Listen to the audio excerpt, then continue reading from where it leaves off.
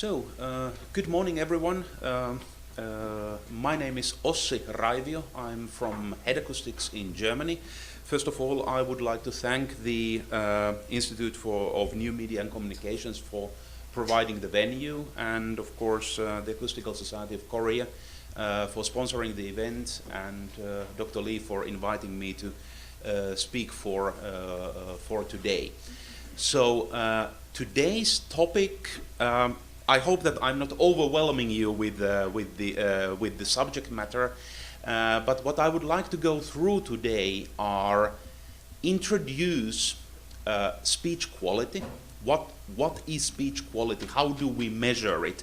What are the different kinds of metrics that we use to measure it? And then related to that, because nowadays more and more we are looking not only the speech quality in silence, meaning when there is just speech, but we are looking also the speech quality during background noise.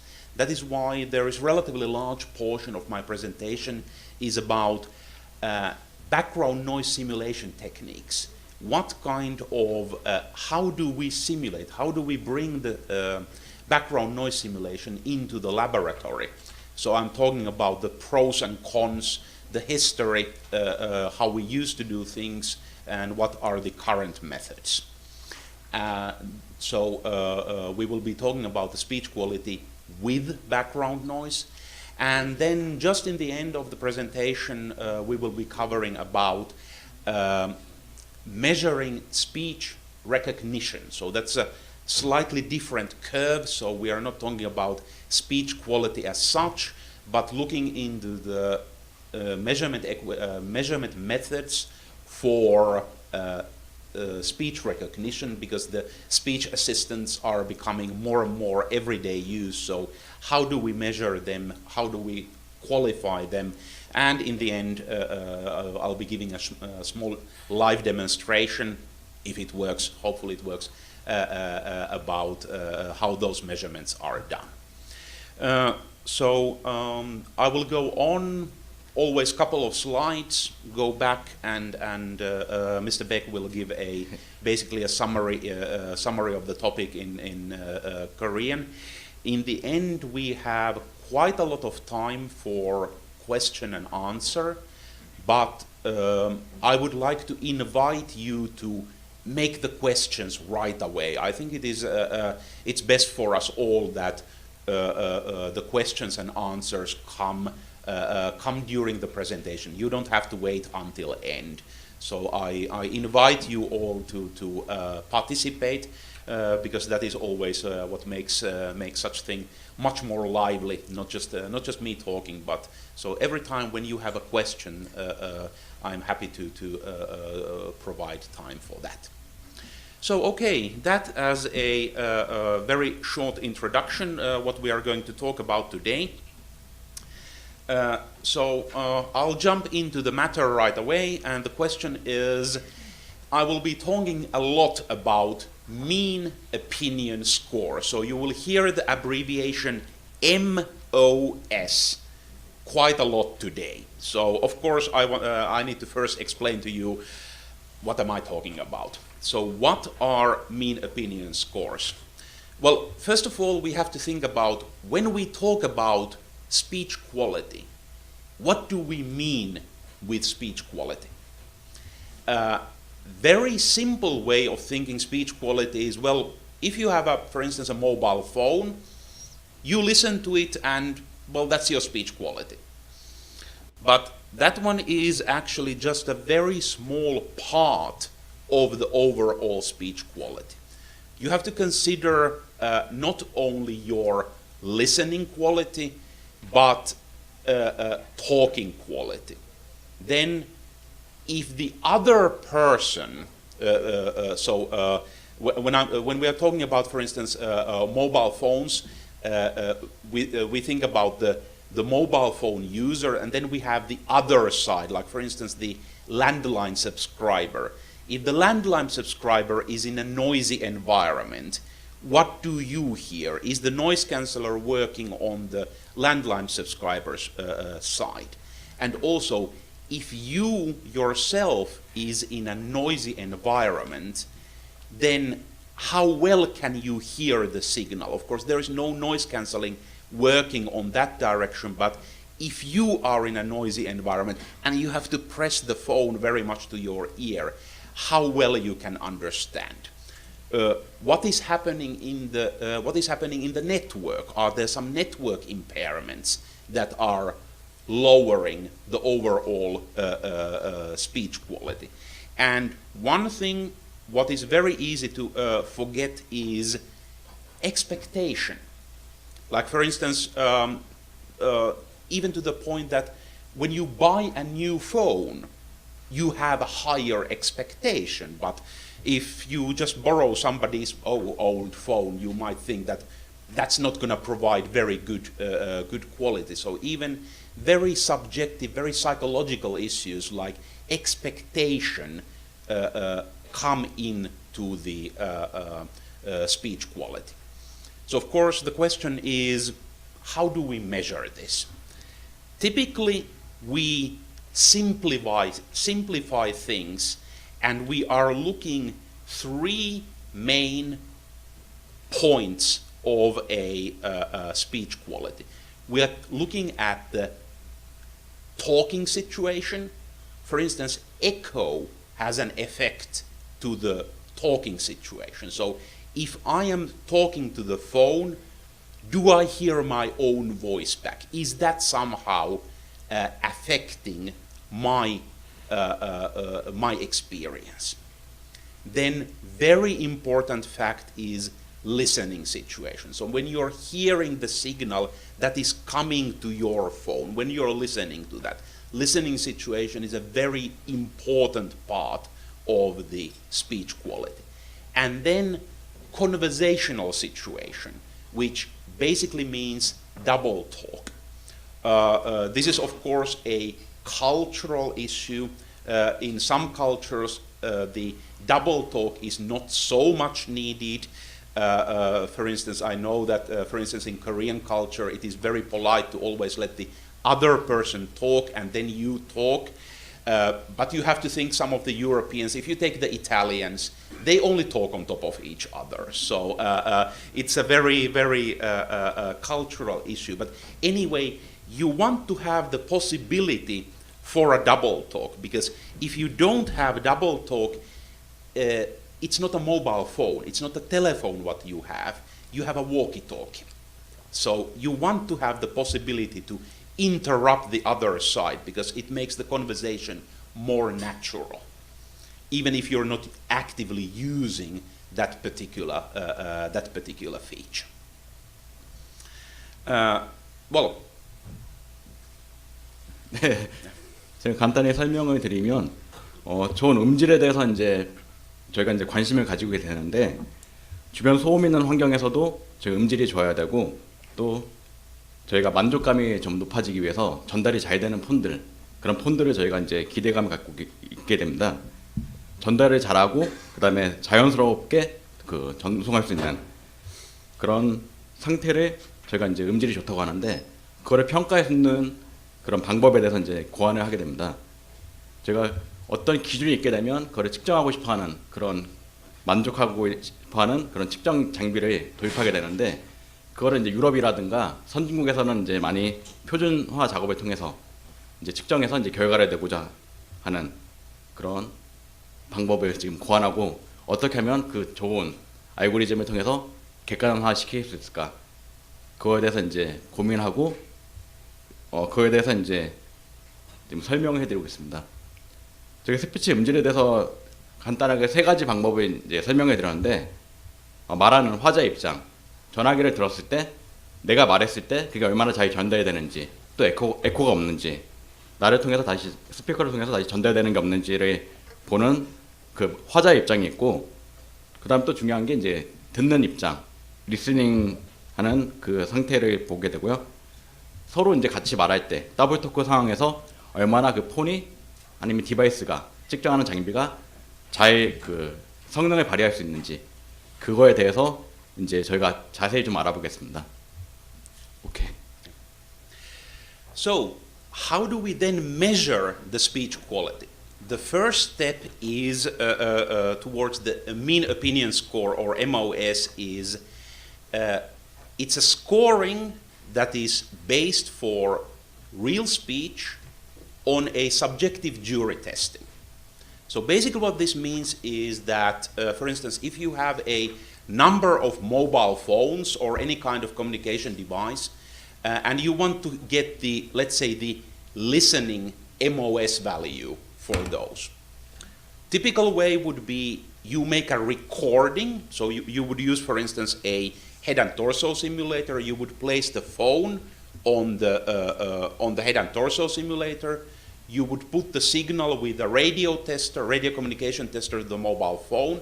You would record the signal at the ear, and then in a listening studio, you would have a number of people who would be listening those recordings, and these people would be giving their personal opinion, simply answering the question, what is the speech quality?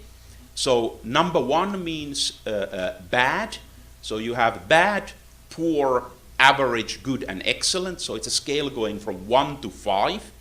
And when you are scoring, you have to make a decision if you give a 3 or 4. You can't give a decimal value. You can't say 3.5. So when you make the subjective evaluation, you need to decide between these full numbers. And the MOS, the mean opinion score, is then average from such a listening test. So I have here a couple of examples. Here I have the original signal. So this would be scoring relatively high on the MOS scale, because of course there is no degradation here. He carried a bag of tennis balls. The scheme was plotted out. So it's a narrowband communication, so that's why of course you don't get the full 5 out of the test. By the way, you never get MOS value 5, because even if you have CD quality sound and you have very good headphones, if you have 100 people, there are 30 people who say, could be better, and they give a 4 instead of 5. So you could basically say that 4.7 is very much the maximum what you can get from a subjective MOS test. Here we have a, well, not at all good example. Oh, sorry.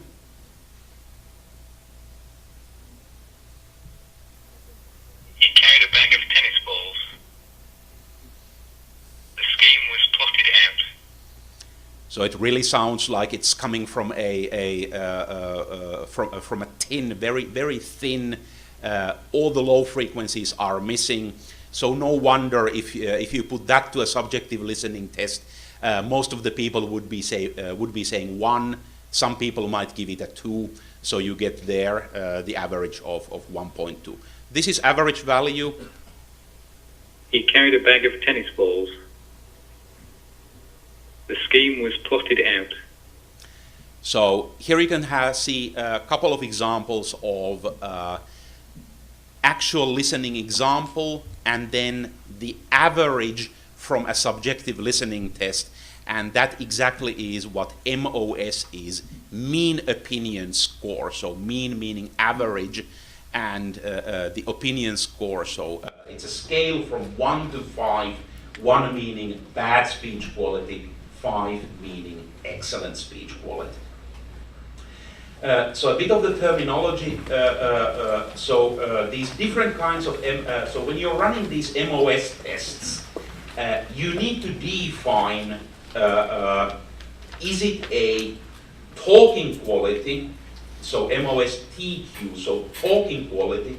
Is it a listening quality, or is it conversational quality? So that's what the first letter means. So the Q is always quality, T is talking, L is listening, and C is conversation. And then you can have 1 or 2 characters appended to it, and first character, what I have marked with an X, it's either an S or an O. S means subjective, meaning this value comes from an jury test. It comes from auditory test. O means objective, properly actually called instrumental, meaning this value is coming from an algorithm. There is some algorithm which is calculating, basically simulating a jury test, and you get the value. So the first letter is either S for subjective or O for objective. Slightly better terminology would be auditory and instrumental, but the ITU names are subjective and objective. The last letter, the Y, it's not always there. So sometimes you have, like for instance, MOS, LQS, and there is no fourth letter.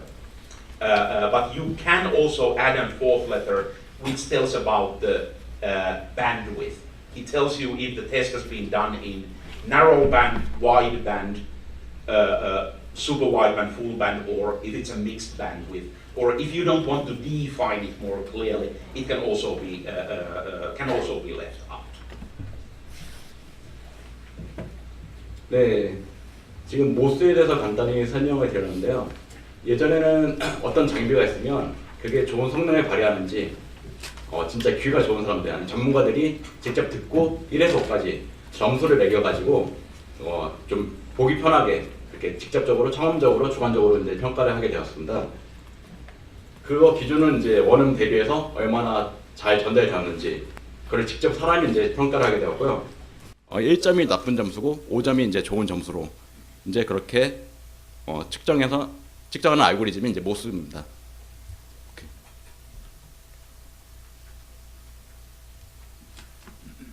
오케이. So there are two scales on which the auditory test can be conducted.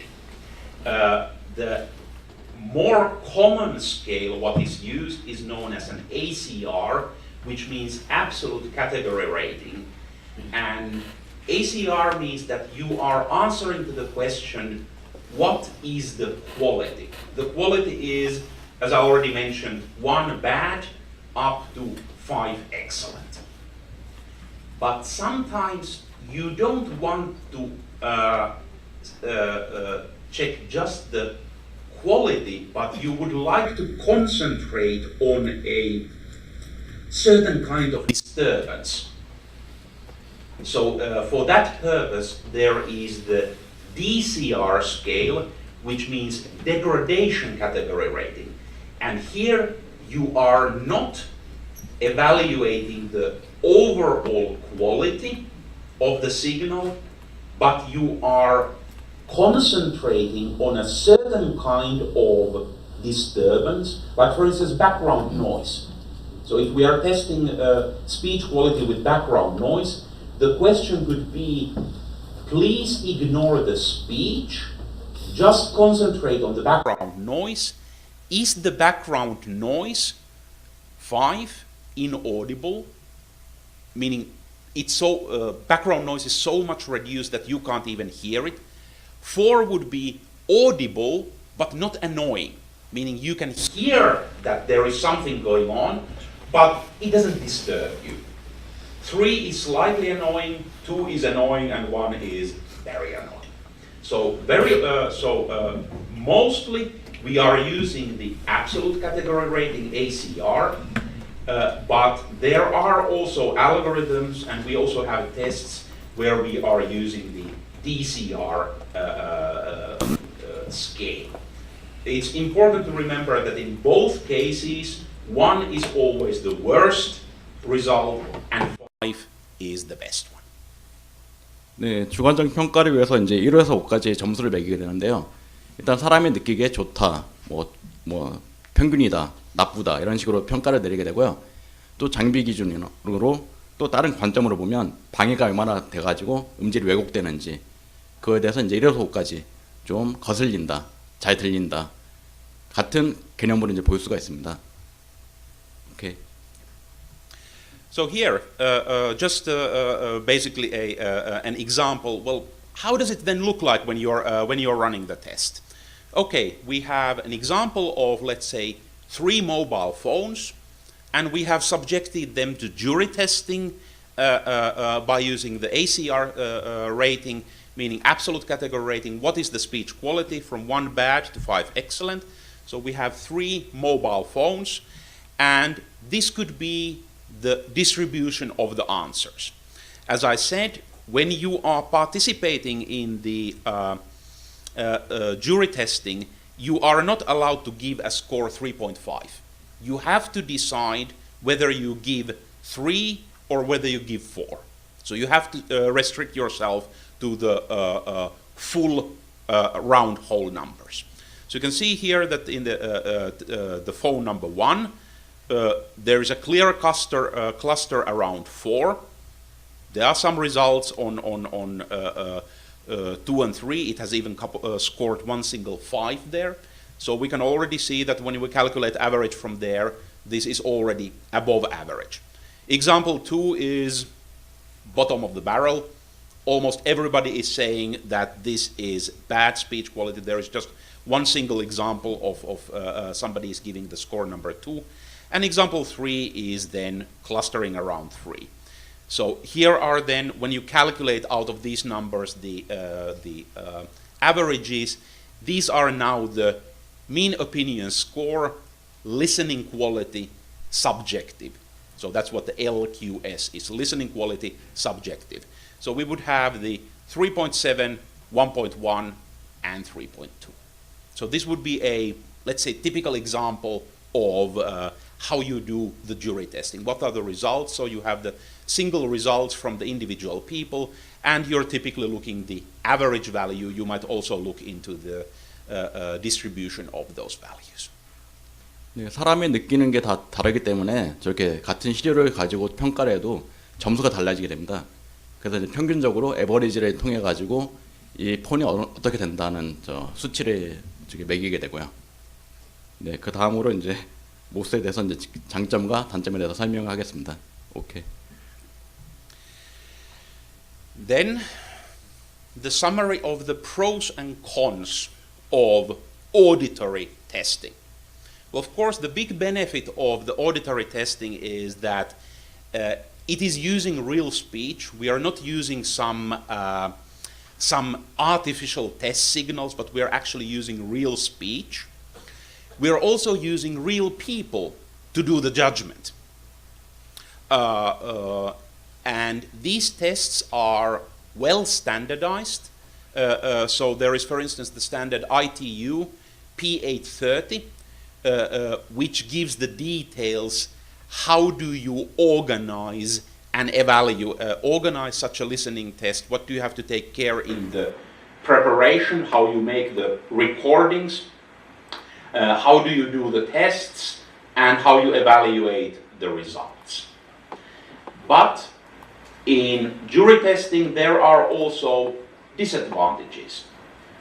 The number 1 problem in jury testing is that it is hugely time consuming. It takes a lot of time. You need to prepare, you need to create the recordings, you need to plan, you need to somehow get the people in, you need to have the listening studio available for running the test, and then you have to finally process the results. And as the saying goes, time is money, so if it takes a lot of time, it also takes a lot of money. So doing the jury testing is often also very expensive. You also have to consider that it's of course a benefit that we are dealing with real people, but that's also can be a minus point, because in that sense, your own opinion is not even constant. So if you're participating in such a jury testing, you're bringing in different kinds of things. If the traffic was bad in the morning, you're on a bad mood, and you're going to score the phones more critically. If you're just back from holiday, you are relaxed, So you might be scoring the phones on average on slightly better. It's simply human. That's why it's known as subjective testing.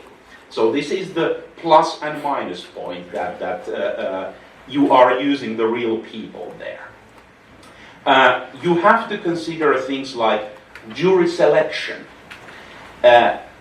If we are doing a subjective test in order to create an algorithm to do the MOS scoring, then you are not allowed to overrepresent experts. So the ITU standards, they divide the participants into three groups. There are experts, there are experienced listeners, and then there is the, I don't like the name of the group because I think it is very, very evil name, but the official ITU designation is naive listeners. It simply means people of the street. Just regular, normal people who don't have any training in acoustics and who are not constant people visiting the listening tests. So you have to consider the jury selection. That you shouldn't overrepresent the experts. Inexperience, this can be also related to, of course, you just get some people and they are doing the listening test by using some piece of software. You might also need to consider that they need a small training phase. So you need to run a couple of dummy examples through so that the people can get accustomed with the software, so that when they are actually doing the testing, they are not accidentally making mistakes and creating outliers in your test. So that's related to the human error. And then, of course, interpretation. Like, for instance, when we created an algorithm to evaluate the echo quality, we asked the people, well, how disturbing is the echo? We didn't explicitly tell what echo is. So we just said to people that evaluate the echo. Is it inaudible, audible but not disturbing, and then down to very disturbing? But there's always some amount of interpretation in freedom in the interpretation, that different people could understand the question slightly differently, and of course that also then flows into the results what they provide. So in this sense, jury testing to measure the speech quality, it's very valuable way of doing it. So you get a very representative result from there, but the biggest problem in the auditory testing is that it is very, very time consuming, and also it takes money. 네, 이제 실제로 사람이 듣고 평가는 주관적 평가가 필요하긴 합니다. 반드시 필요하고요. 그 장점은 이제 실제 사람이 이제 듣고 평가하기 때문에 좋다 나쁘다 그거를 이제 알 수가 있고요. 또 1에서 5점까지 점수를 매기기 때문에 스펙을 다 잡아가지고 이 폰이 좋다 나쁘다 객관적으로 이제 리포트를 이제 작성해서 볼 수가 있고요. 단지 단점은 이제 사람이 사용되기 때문에 그 비용적인 부분도 있고요. 전문가가 또 사용되어야 되고요. 또 그때만 그 상황에서만 이제 성능을 볼 수 있기 때문에 그런 부분은 좀 단점으로 되기 때문에 이제 새로운 알고리즘을 또 만드는 방향으로 가게 되었습니다.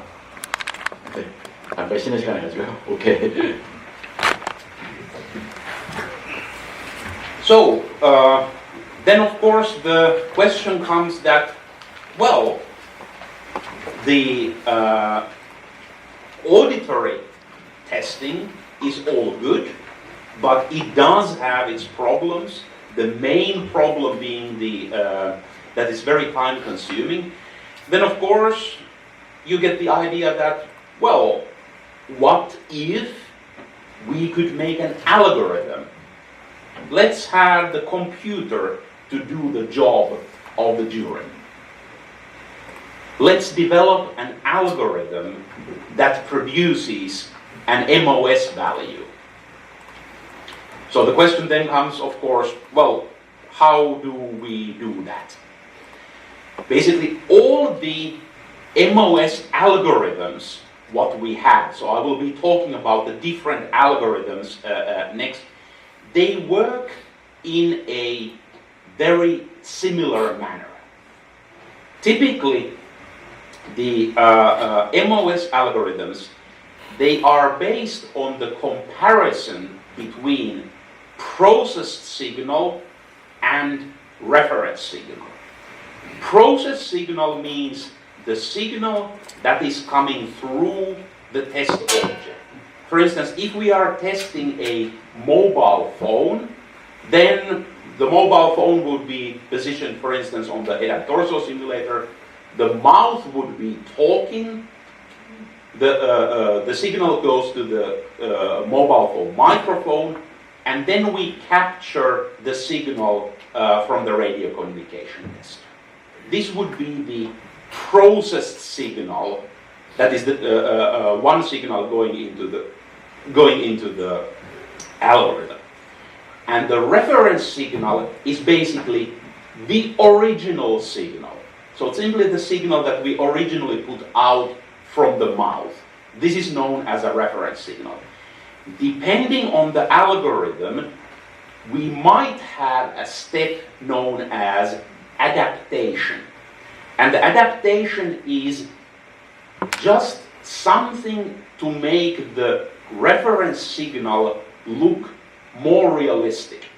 Because if you take the completely original full band audio signal and your process signal is, for instance, from a narrowband telephone, it might be difficult to match those signals together.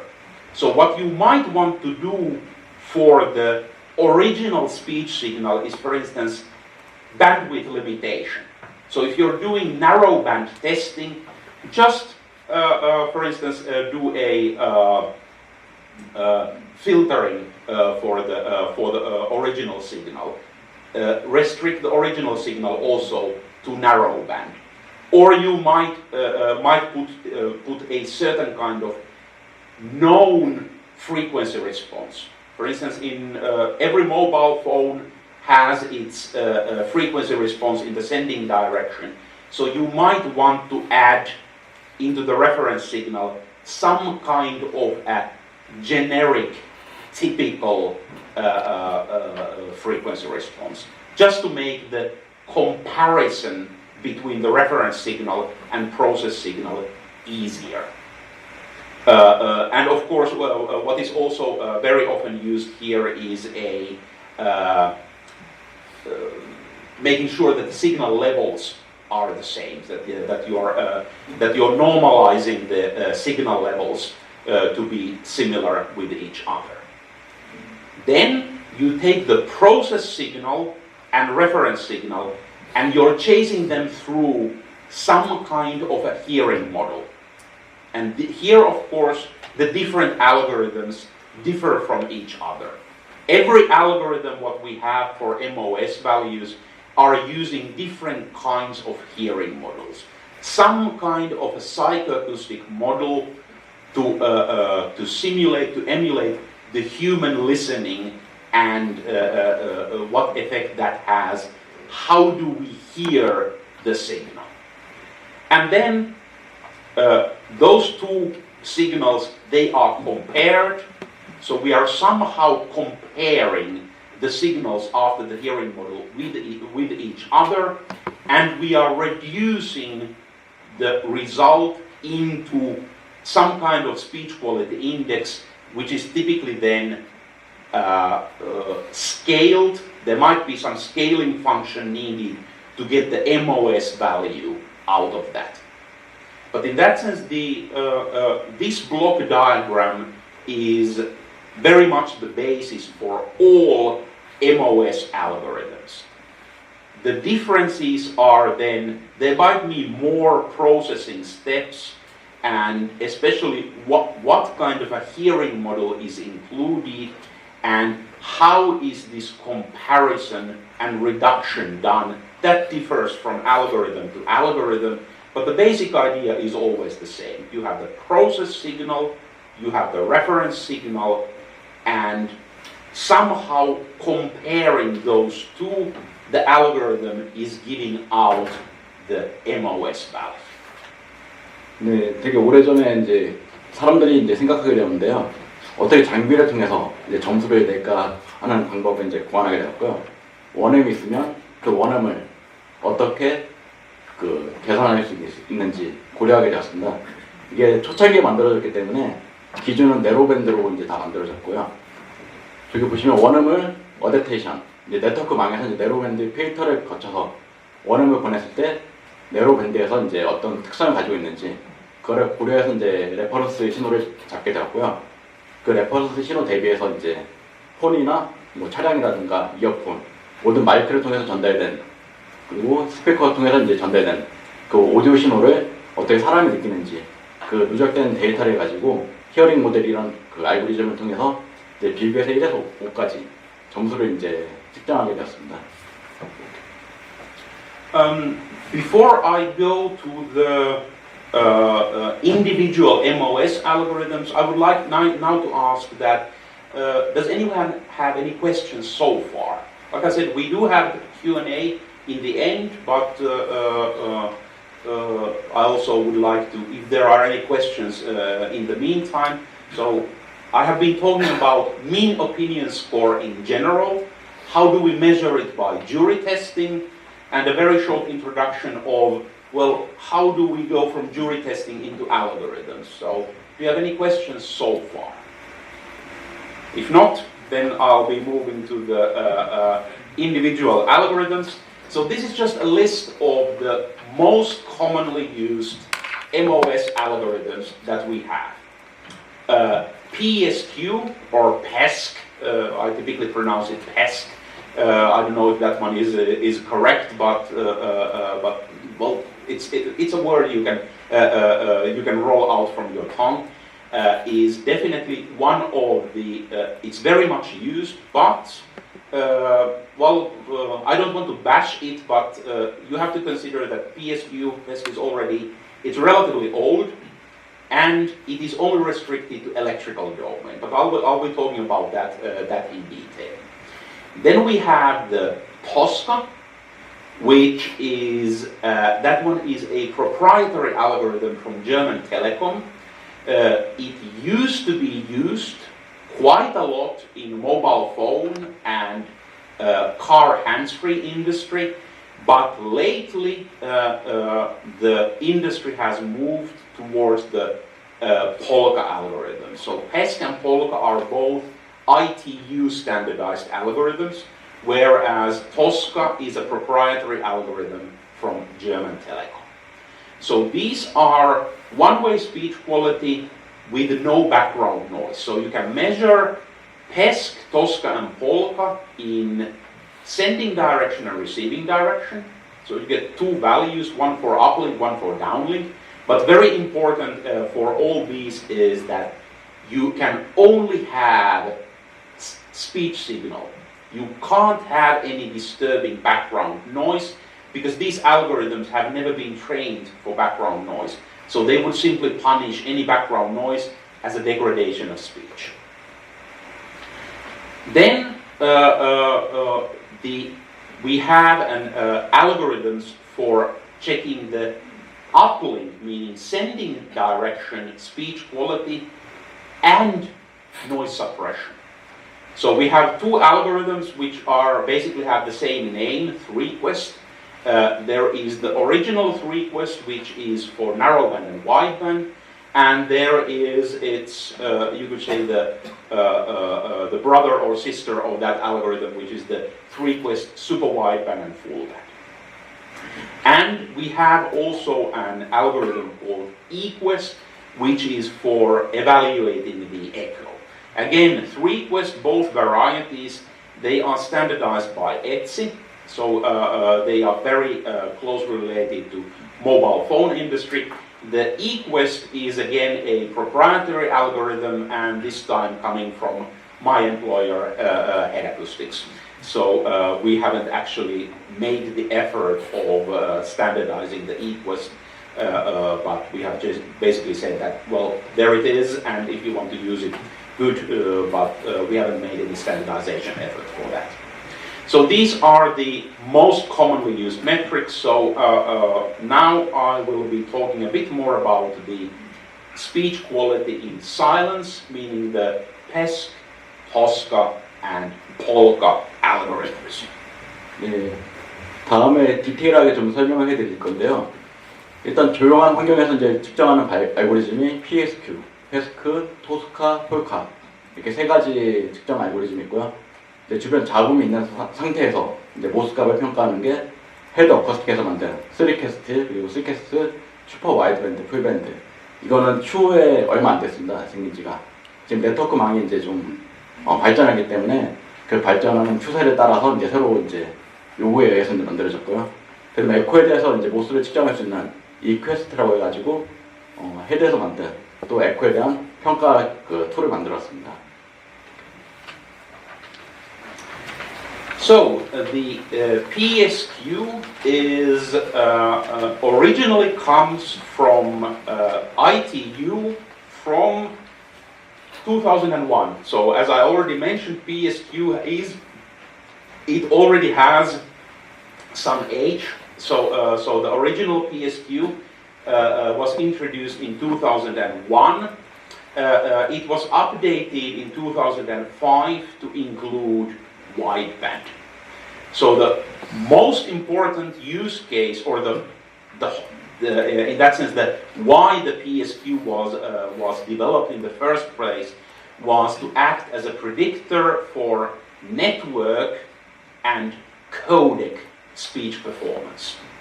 So PESQ was originally developed so that different network operators can measure the speech quality in their network.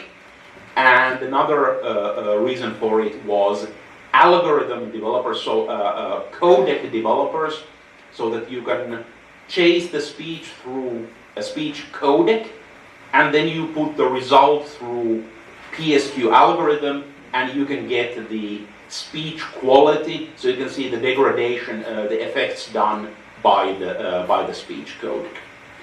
So here also comes the biggest restriction of PSQ, is that because it was designed for network and codec testing, it is validated only in electrical domain. Meaning you have to put the signal electrically in, and you have to record it electrically. Or in this sense, for instance, if you're testing a codec, if you have a WAV file, you put the WAV file through speech codec, you have another WAV file as a result. You can then feed the original and encoded WAV files into the PSQ algorithm. So this is also considered electrical testing. But what PSQ cannot handle is acoustical domain.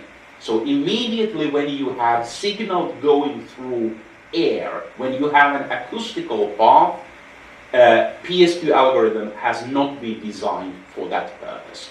It's not capable of making a distinction between good and bad.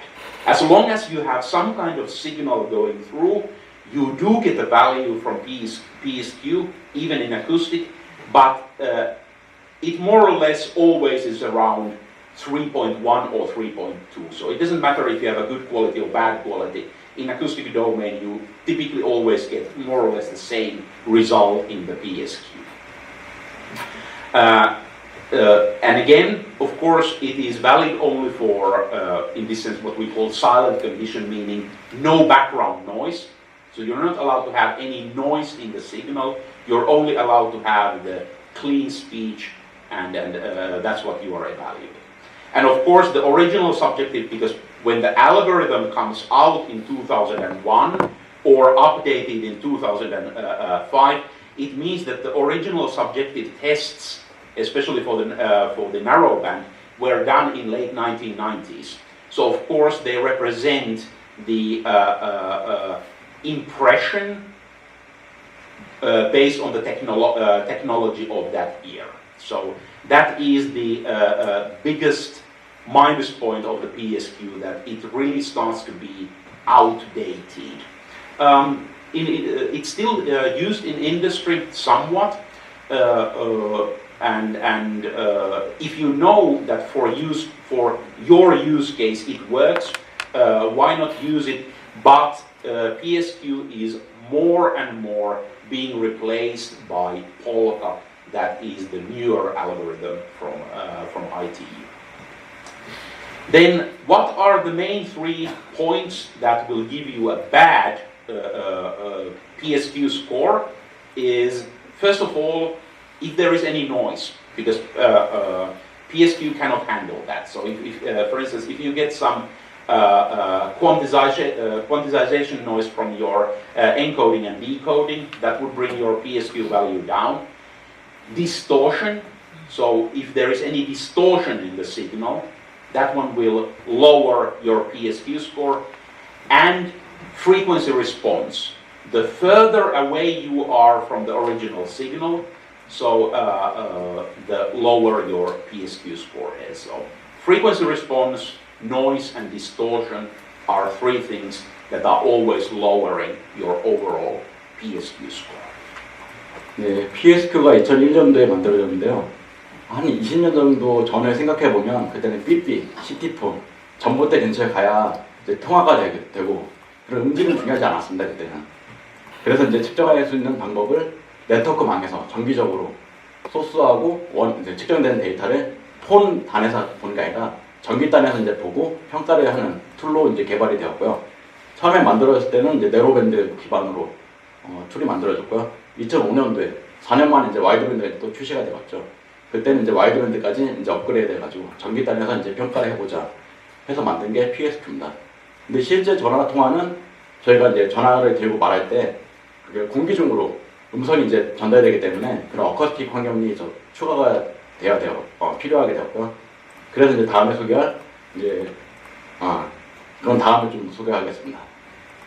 오케이. So this is this is directly from the ITU document describing the PSQ algorithm. So you see that the overall the steps here are very much what I already described for the what are the typical steps to do in such an algorithm.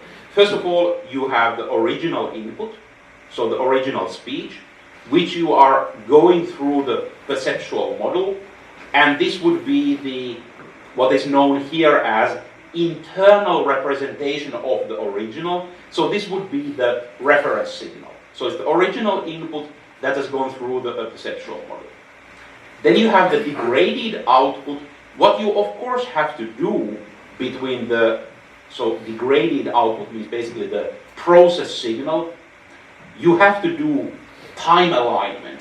So for instance, if we are testing the sending direction, the uplink quality of a mobile phone, we have the phone on the head and torso simulator, the mouth is talking, the signal is going to the microphone and then over to the network simulator where we can capture it. There is of course a delay between the original signal and then all the processing in the phone and in the radio network. So that is why we have the time alignment here, because we have to correlate the process signal and the original signal so that we can properly compare them. And then difference in internal representation determines the audible difference. So this is of course very high level. How it is in detail done, I invite you to read the standard. There are more details there. But basically, the PSQ algorithm is comparing the original signal and the degraded or processed signal, and this difference then goes through a cognitive model, which basically filters out if there are just some small differences there. Human brain might not be able to notice those differences. So that's why we have the cognitive model there, and in the end we have the speech quality, so the MOS score coming out. So the PSQ algorithm, in that sense, it's very typical MOS algorithm. So when you compare this block diagram with this one, you can see that the PSQ very almost one-to-one follows this this basic block diagram. But as I said, the internals of the PSQ, the biggest problem there is that the original subjective listening tests were made in late 1990s. So of course it brings in the impressions, what people thought what is good at that time, and especially in telecommunications we have gone a long way from the late 1990s. What we now consider good is much better than what we consider good in 1990s. 네, 옵티콤이라는 회사에서 이제 이 알고리즘을 모델화해서 만들었고요. 원은 평가를 위해서 이제 측정된 신호하고 오리지널 신호하고 시간 보상을 통해서 싱크를 맞춰서 이제 평가를 하고 얼마나 좀 차이가 나는지 전기단에서 보기 때문에 좀 평가는 좀 쉬웠습니다. 프리퀀시하고 기타 레벨 정도 이제 보고 나머지 이제 그 누적된 데이터를 통해서 이제 평가를 내리는 알고리즘이고요. 뭐 자세한 평가는 그 계산 방법은 나와 있지는 않습니다. So this is the PSQ, and once more, original purpose for PSQ is network speech quality and codec speech quality, so only for electrical domain. So for a long time there was the problem that, well, we have these mobile phones and we would like to measure them, but we don't have anything suitable available. And what then came is the POLQA algorithm. So this is complete development work has been done by Deutsche Telekom, German Telekom. So this is a proprietary algorithm of German Telekom. The result, this is sometimes providing a bit of confusion, is what's the difference between TOSCA and TMOS? Well, TOSCA is the algorithm itself, and TMOS, TOSCA MOS, is the value what is coming out from there. So TOSCA is the name for the algorithm, and TMOS is the result of the TOSCA algorithm. And here, in the main purpose, we have again network speech quality, codec speech quality, but now there is a third test item, which is terminal speech performance, meaning mobile phone or desk phone, any kind of telephone terminal. And this means that TOSCA also can be used in acoustical testing. So when you have the mobile phone or any telephone at the head and torso simulator, and the head and torso simulator is talking and listening. So when you have the signal going through the acoustical path, the TOSCA can be used in those cases.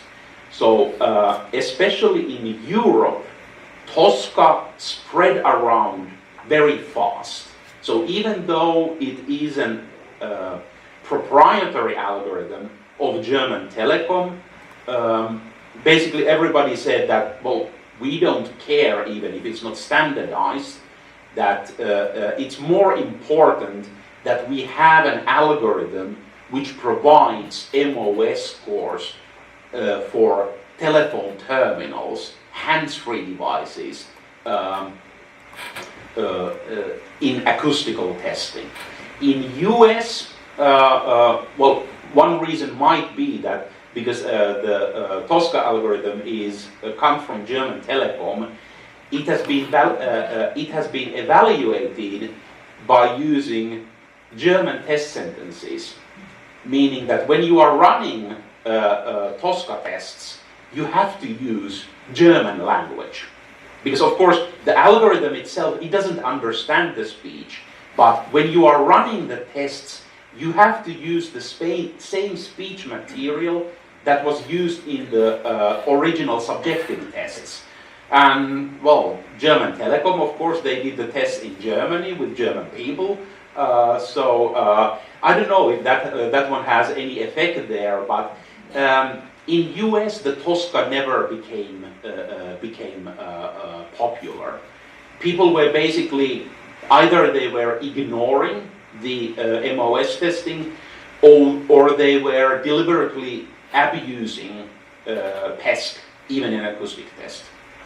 So that one was a long time, it was a case that in US, people were using PESQ, even in acoustical domain, knowing that it's not, it works somehow, it's not validated, but you can get some kind of a result out from there. Whereas in Europe, in the mobile phone industry and in car hands-free, the Psq algorithm very quickly became quite popular and very much an industry standard.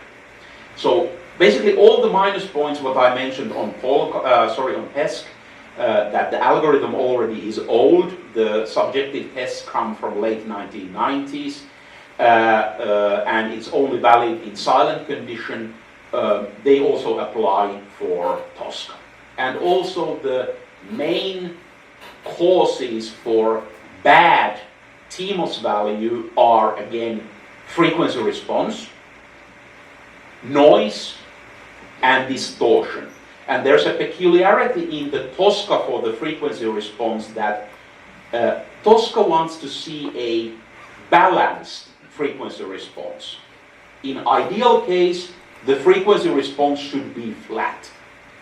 But if you have a case, for instance, on a phone that your low frequencies are missing, so if your frequency response is lopsided, that there is something missing on low frequencies, then if you can't bring in the low frequencies, you can do a trick and you can restrict your high frequencies. So you cut down on both sides. As long as the frequency response is balanced, it will bring the Psq value up. So this was a trick people were using, that if you can't bring in low frequencies, so if low frequencies are missing, just make a low pass filter and also restrict a bit on the high frequencies. It sounds somewhat better, and it also brings your Psq value up.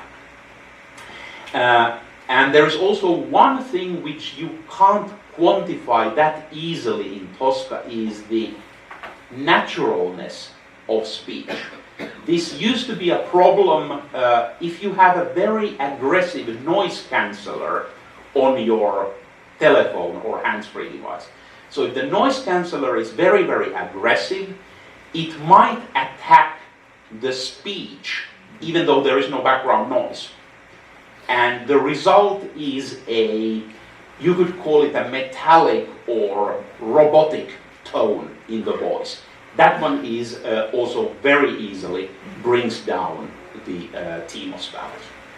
So these are just a couple of tricks and hints what brings the TMOS value down and how you can make it better. 네, PESQ가 만들어지는 그 시기에 이제 도이치텔레콤은 다른 개념 하나 더 추가했습니다. 오디오적인 성분을 추가해가지고 모스 평가를 하는 알고리즘을 만들자 해가지고 통신사에서 이런 알고리즘을 만들게 되었고요. 네트워크망과 그다음에 음성을 압축하는 코덱, 그 성능 플러스 그다음에 오디오적으로 나오는 그 성능을 추가해서 이제 모스 값을 1에서 5까지 평가를 하는 툴을 만들었습니다. 지금 방금 설명해 준 것처럼 주파수 응답 특성이 좌우가 좀 평형적으로 대칭이 되면 토스카 점수가 좀 좋게 나오고요. 그리고 도이치텔레콤에서 만들었기 때문에 음성 자체가 독일어로 되어 있습니다. 독일어 음원을 쓰기 때문에 미국 쪽이나 북미 쪽 그쪽에서는 좀 싫어하는 경향이 있었고요. 그래서 음원을 바꾸었죠. 이제 영어로 바꾸는 토스카 알고리즘을 이제 평가를 하게 되었는데, 그럴 때는 이제 좀 타당성이 떨어지는 겁니다. 신뢰성 자체가 만들어진 알고리즘 자체가 독일어를 기반으로 해서 만들어졌기 때문에 독일어 평가를 하기 위해서 지금은 많이 쓰이진 않는데, 예전에 보다폰에서 이제 주로 저 알고리즘을 통과해야지 스펙을 만족하는 그런 알고리즘이었습니다.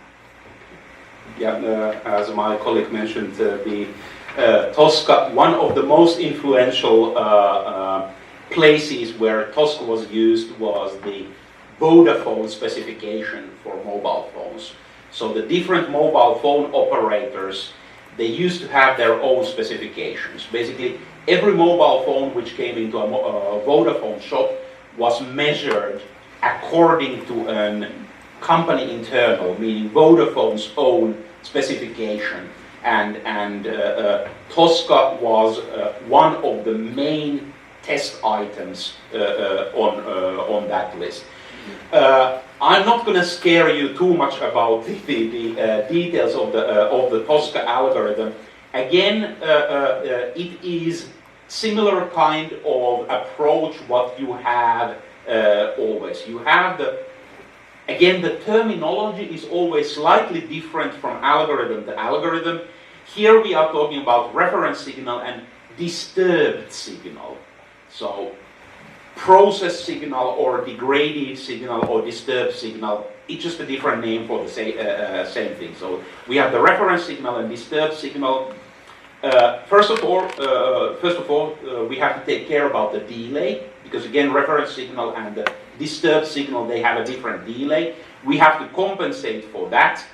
Then we are segmenting it time domain, so we're cutting it down in smaller pieces in time domain. Then there's a certain threshold where we say that, is this speech or is this silence? So basically Tosca is ignoring the silent parts. And then again, here for instance, limitation to telephone bandwidth. So even the reference signal is cut down to narrowband or wideband. So again, to make the comparison easier, we are not comparing between the full band original signal and narrowband disturbed signal, but the original signal is also limited, for instance, to narrowband.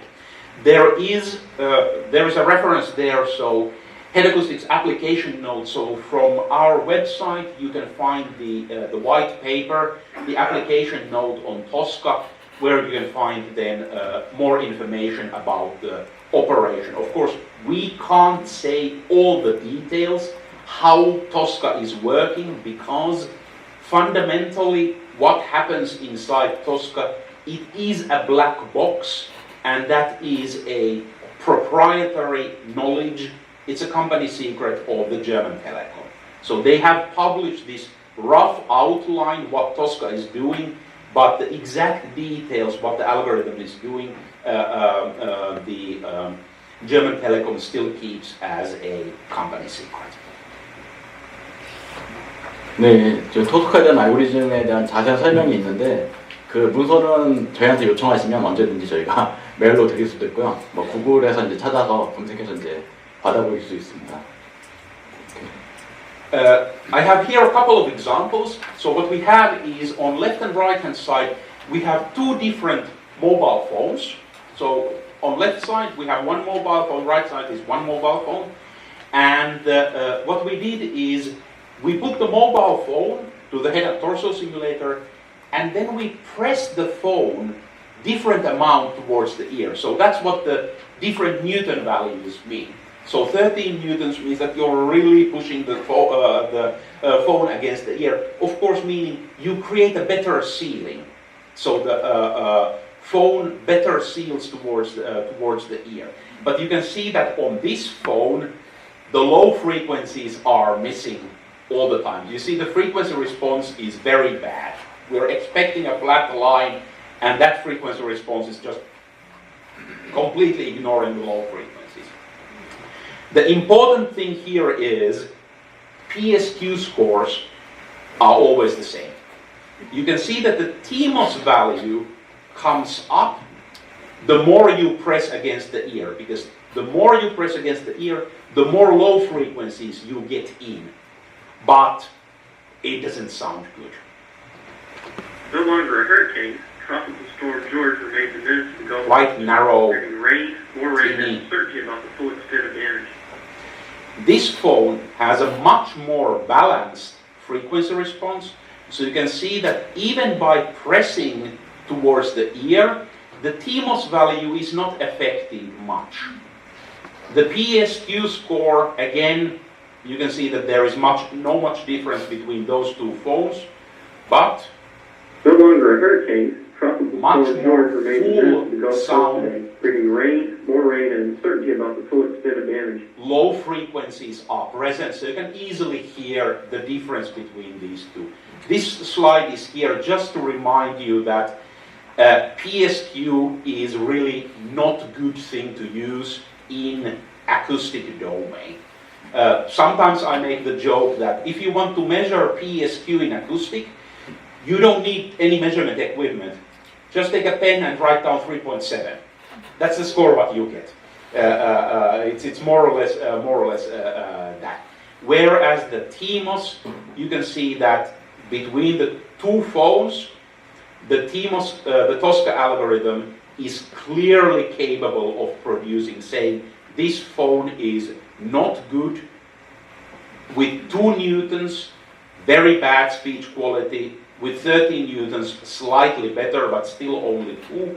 Whereas this telephone, doesn't matter what pressure force you use, you reach a good average 3.2 speech quality. 네, PSQ하고 TMOS하고 이제 평가한 저희 자료가 있는데요.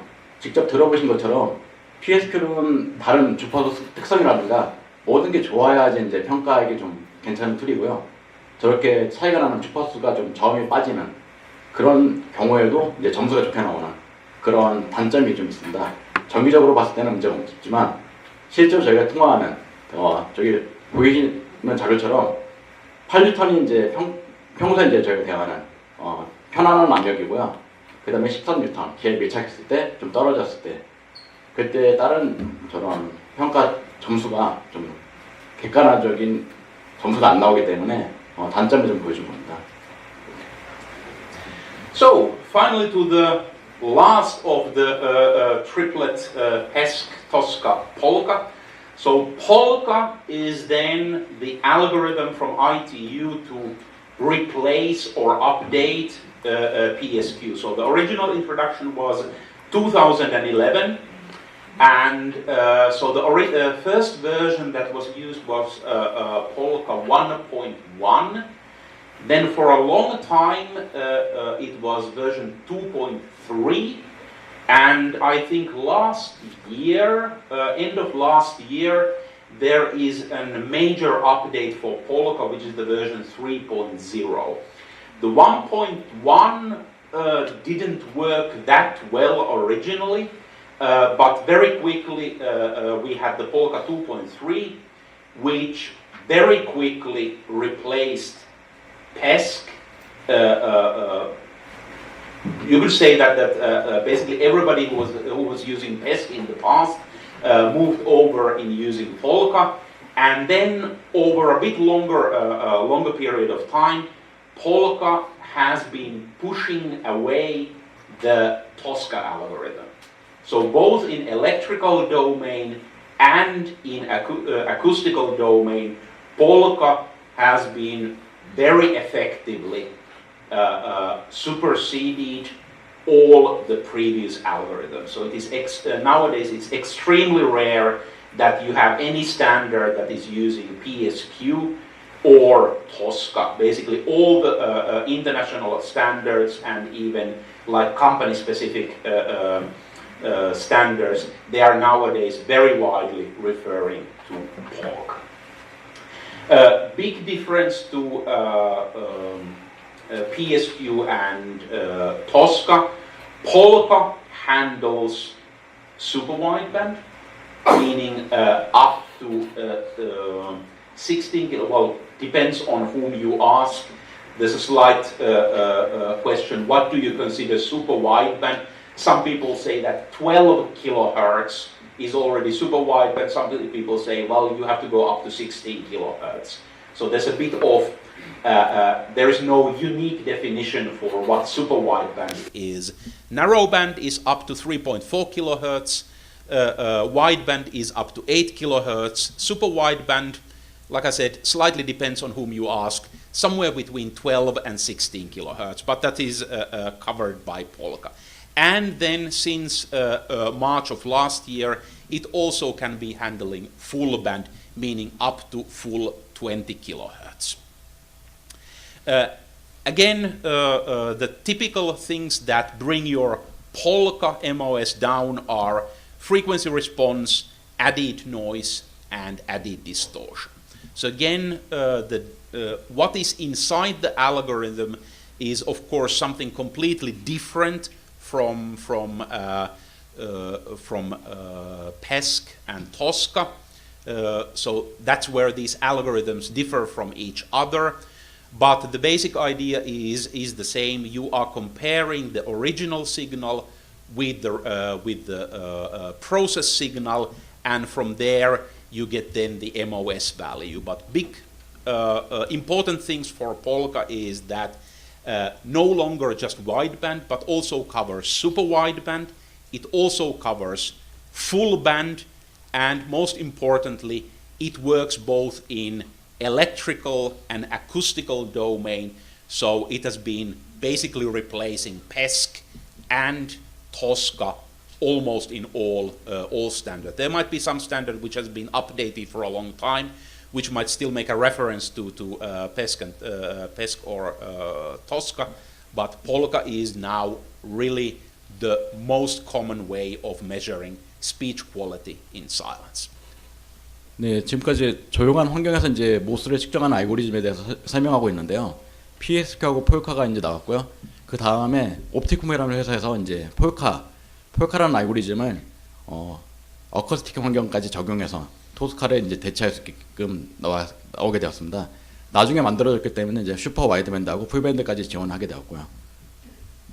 네, 밴드 대역은 아까 뭐 다양하게 설명을 해드렸고요. 네, 뭐 지금 뭐 음원은 좀 달라진 게 영어를 사용하게 되었습니다. 그래서 이제 미국권이라든가 이제 그쪽에서 많이 사용하고 일반적으로 이제 많이 쓰는 그 알고리즘이 되었습니다. Again, the exact details I'm just referring. There is actually quite a good presentation.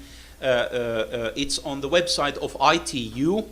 The presentation comes from Opticom, which is the licensing body for the POLQA algorithm, and it was a tech event in 2011, ITU event in Moscow, where Opticom presented the details on the POLQA algorithm. So I would say that the most important thing about this slide is that web address to act as the reference for the details on the POLQA. The presentation from Opticom is really worth going through if you're interested on the details. How does the POLQA algorithm work? 제가 따로 설명할 건 없는 것 같은데요. 네, 폴카 알고리즘은 저렇게 나와 있는 것처럼 자료를 통해서 또 찾아보실 수가 있고요. 네, 저런 방법이 있습니다. 네. Then the final of the algorithms I'm going to present in this session, before we go to the, I think, very well-deserved short coffee break, is the Equest. So far we have been talking about speech quality.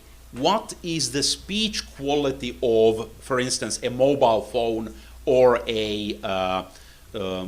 or any kind of telephone terminal?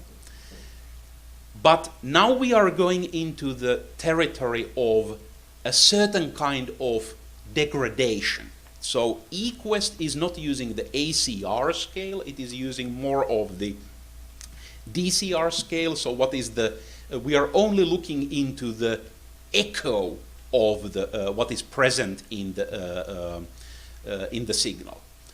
Important thing to remember about echo is if you hear your own voice back, I think you have all had the experience that when you're talking on the phone, when you hear your own voice back, keep in mind it's not your phone which is causing the problem. It's the other side. So every time when you are optimizing a telephone terminal for echo, you're not optimizing it for the user, you're optimizing it for everybody else. So this is a speech quality that is not present to the immediate user of the telephone, but it's basically everybody else. It could be that echo is coming from the network. That is also possible that there is some malfunction in the network, that the network is giving some echo back, but typically it is always coming from the far side, the other telephone.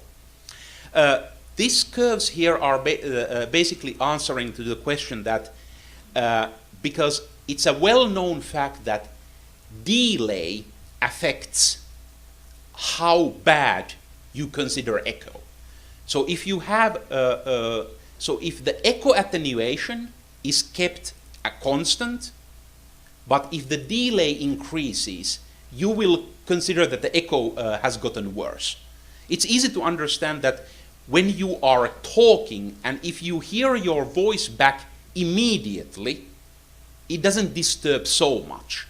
But if your own voice comes back after 200 milliseconds, it starts to become very disturbing because you said something and you have already moved on saying something else when your own voice comes back to haunt you.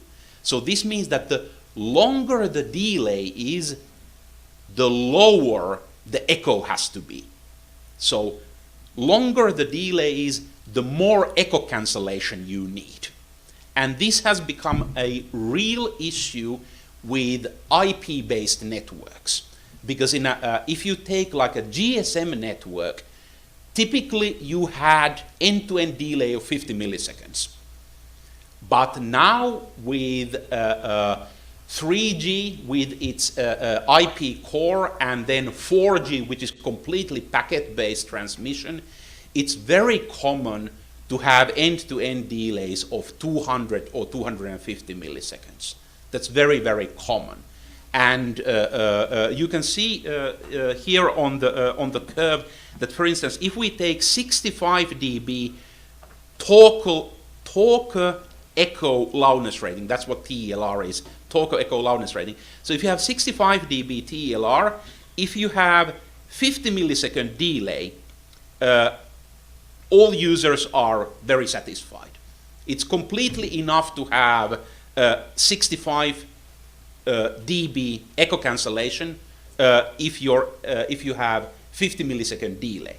But if your delay is 250 millisecond, the curve goes down to the area which says some users are dissatisfied. So it's not a complete disaster, but you already start to have customers who say this disturbs me. Now the question is, well, how can we put this into an MOS value? And this is where then head acoustics, we have developed an algorithm which is called Equest. And again, the idea is very much the same, like in all MOS algorithms. We have the degraded signal, and we have the reference signal. We are putting it through terminal simulation, well, again, to make it sound more similar to the original. We are using an algorithm called relative approach.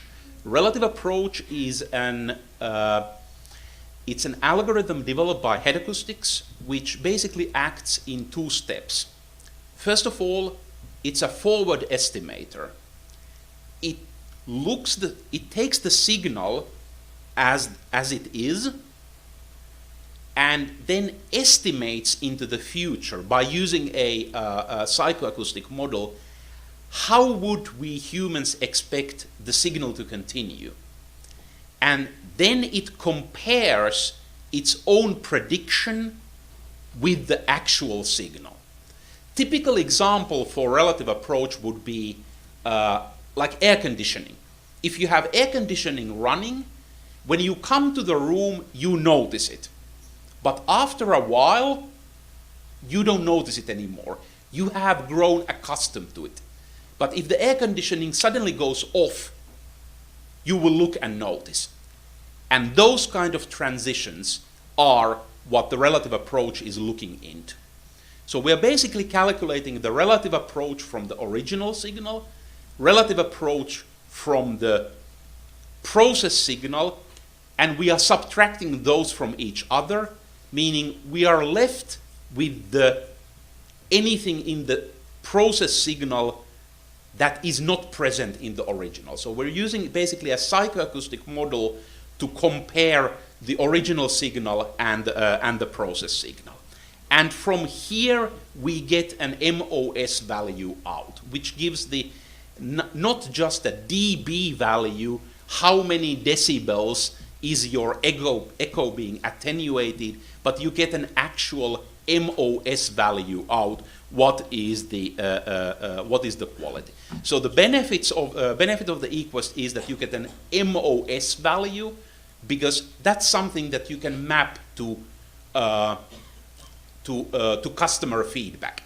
If you just have some dB value, it's always the question that, well, what do the customers want? What is the user experience? But if you have an MOS value, it's always easier to map that into the user experience. The Equest is also taking care of side tone. Side tone means that when you are talking to a phone, you will hear your own voice back through the phone. So side tone is, of course, it is masking possibly some of the echo effects. So Equest is also taking care of that. We are using the relative approach as the psychoacoustic model, and as I said, it's smarter than just a dB value, because there is a psychoacoustic model included, and you have an MOS value coming out, and not just a simple technical dB value. 네, 헤드 어쿠스틱에서 이제 에코에 대해서도 모스 알고리즘을 적용해서 이제 1에서 5까지 점수를 매기는 방법을 좀 고안해 봤고요. 얼마나 작게 그 전달되는 이제 그 랩의 크기와 그다음 딜레이를 고려해 가지고 얼마나 늦게 들어오는지 그에 따라서 이제 만족 지수가 달라지기 때문에 그거를 고려해서 이제 점수를 매기게 되었습니다. 알고리즘 저도 이거는 판매를 한 적은 없는데 네, 저렇게 원음에 대한 특성을 가지고 측정된 데이터를 빼가지고 사람이 느끼기에 좀 거슬리거나 그런 부분은 시각적으로 이제 볼 수 있게끔 되어 있고요. 저렇게 결과를 도출해서 이제 1에서 5까지 점수를 매길 수 있고 또 평가하기 쉽게 1에서 5까지 점수가 나오기 때문에 좀 개발하는 입장에서 좀 쉽지 않을까 하는 입장에서 이제 제안을 하고 만들었습니다. So as a brief summary of the fields of application of the different algorithms is that PESQ was used in electrical, network and codec testing, but it's more and more superseded by POLQA.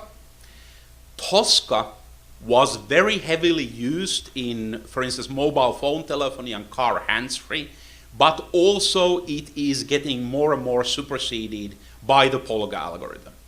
And finally, the Equest, as I mentioned, this is a development from Head Acoustics, and we haven't made the effort to standardize this, but there are some company-level specifications, like for instance, Microsoft Skype for Business, which is saying that if your device uses the Skype internal signal processing, then you don't have to test this item.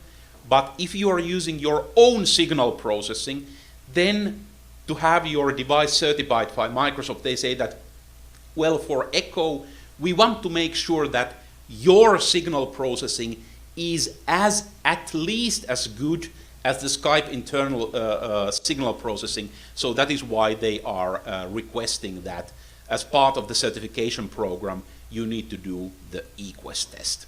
So this is just a short summary where the different algorithms have been used and where they are currently used.